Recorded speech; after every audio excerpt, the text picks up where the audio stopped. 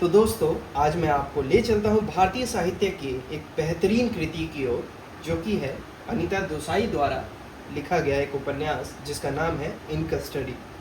यह किताब पहली बार 1984 में प्रकाशित हुई थी और इतनी असरदार थी कि इसे बुकर प्राइज़ के लिए शॉर्टलिस्ट किया गया था। लगभग 200 पन्नों की यह किताब लिटरेरी फिक्शन की श्रेणी में आती है, यानी कि काल्पनिक किताब जिसे हम कह सकते हैं, काल्पनिक कहानी जिसे हम कह सकते हैं। शुरुआत करते हैं इसकी लेंथ और ब्रेथ से, ताकि आपको आइडिया मिल जाए कि आपके बुक शेल्फ में इसे रखने की सफिशिएंट जगह है या नहीं। लंबाई है इसकी ऑलमोस्ट 20 सेंटीमीटर और चौड़ाई है इसकी ऑलमोस्ट 13 सेंटीमीटर। थिकनेस की बात करें तो थिकनेस है इसका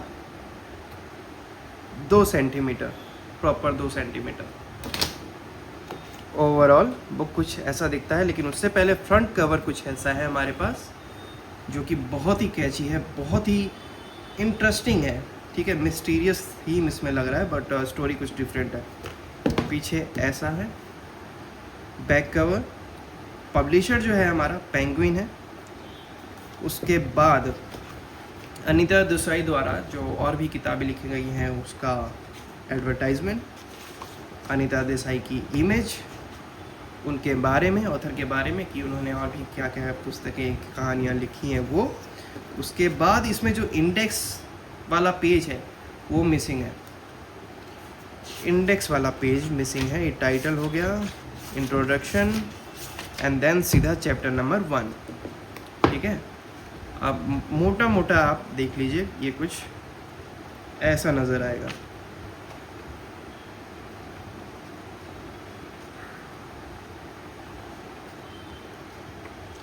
टोटल वही 11-12 इसमें चैप्टर हैं, 11 चैप्टर हैं टोटल। ठीक है, मैं सारी बुक आपको नहीं दिखा सकता, बट मोटा मोटा कुछ ये ऐसा दिखता है। ठीक है, सो 11 चैप्टर है इसमें। बाकी बुक की डिस्क्रिप्शन मैंने बता दी है। पेजेस की अगर बात करें तो ऑलमोस्ट 233 पेजेस इसमें हैं। 233 पेजेस मतलब 4 से 6 घंटा टाइम आपको इसे पढ़ने में लगेगा। अब चाहे इसे आप आधा घंटा करके पढ़ें, या फिर आप इसे 1-1 घंटा करके पढ़ें, या आप इसे एक बैठक में ख़त्म कर दें, ये चीज़ आपके ऊपर है। ठीक है, तो अब जानते हैं इसकी कहानी को। कहानी मैं आपको इसकी मोटी मोटी बता देता हूँ, पूरी कहानी नहीं बताऊँगा।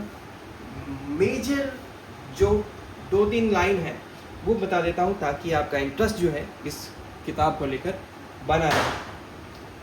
इस कहानी में मुख्य पात्र देवेंद्र शर्मा है, जो दिल्ली के पास मिरांडा नामक छोटे से कस्बे में एक हिंदी के एक कॉलेज में टीचर है। लेकिन उनका असली प्रेम अगर बताएं तो उर्दू शायरी में है। ठीक है, वो भले ही हिंदी पढ़ाते हैं, लेकिन उनका इंटरेस्ट जो है उर्दू शायरी में ज़्यादा है। वो हमेशा सोचते हैं कि काश उनकी ज़िंदगी में शायरी की खूबसूरती, उनकी ज़िंदगी में शायरी की खूबसूरती भरी हुई होती। ठीक है, जैसे शायरी सबको खूबसूरत लगती है, वो उनका कहना है कि काश उनकी ज़िंदगी भी वैसे ही शायरी की तरह खूबसूरत होती। अब एक दिन उनका दोस्त जो जिसका नाम मुराद है, वो उर्दू पत्रिका में काम करता है। ठीक है, और जो न्यूज़पेपर होता है तो उसमें एज एन पब्लिशर उनका फ्रेंड मुराद काम करता है। उसे एक अनोखा अवसर देता है, किसे? हमारे देवेंद्र शर्मा को। कौन? मुराद। अब मुराद कहता है देवेंद्र को, मशहूर एक शायर है जो कि अब बूढ़े हो चुके हैं, कहें तो टूट चुके हैं, जिसका नाम होता है नूर जहांबादी। ठीक है, उसका इंटरव्यू लेने जाना है। देवेंद्र खुश हो जाता है, क्योंकि उसे लगता है कि ये उसके जीवन का सबसे बड़ा मौका होगा, क्योंकि हम सबको पता है कि शायरी उसे पसंद थी ही, और नूर जहांबादी एक बेहद फेमस शायर थे अपने टाइम के। अब बूढ़े हो चुके हैं, अब थोड़ा जर्जर स्थिति उनकी हो चुकी है, लेकिन उनका नाम तो वैसे ही बना हुआ था। तो देवेंद्र ने सोचा कि इतनी अच्छी अपॉर्चुनिटी वो कैसे मिस कर सकता है। लेकिन जब वह नूर से मिलते हैं, कौन, देवेन, जब वो नूर से मिलते हैं तो उसकी सारी उम्मीदें धीरे धीरे टूटने लगती हैं। नूर अब एक महान शायर नहीं बल्कि एक थका हुआ, बीमार और शराब में डूबा हुआ आदमी है।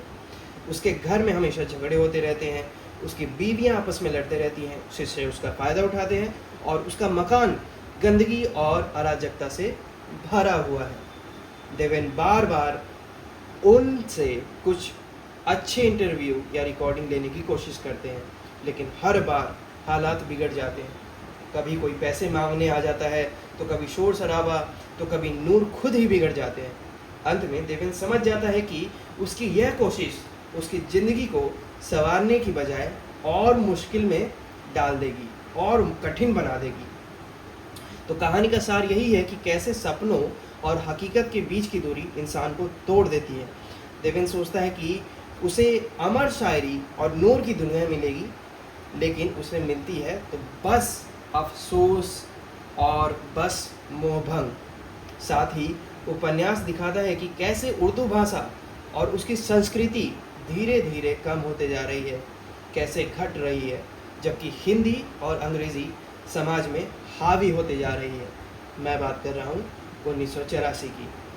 यह किताब सिर्फ देवेन की कहानी नहीं बल्कि यह हमारे समाज की कहानी है, बदलती भाषाएं, टूटते सपने और इंसानी असफलताओं की। इनका स्टडी उनके लिए है जो भारतीय समाज और साहित्य को गहराई से समझना चाहते हैं। यह किताब आपको सोचने पर मजबूर कर देगी कि हम सपनों और अपनी संस्कृति को कहाँ खोते जा रहे हैं। तो दोस्तों, अगर आप एक ऐसी कहानी पढ़ना चाहते हैं जो दिल को छू ले और दिमाग में सवाल छोड़ जाए, तो इनका स्टडी आपके लिए है, आप इसे पढ़ सकते हैं। धन्यवाद।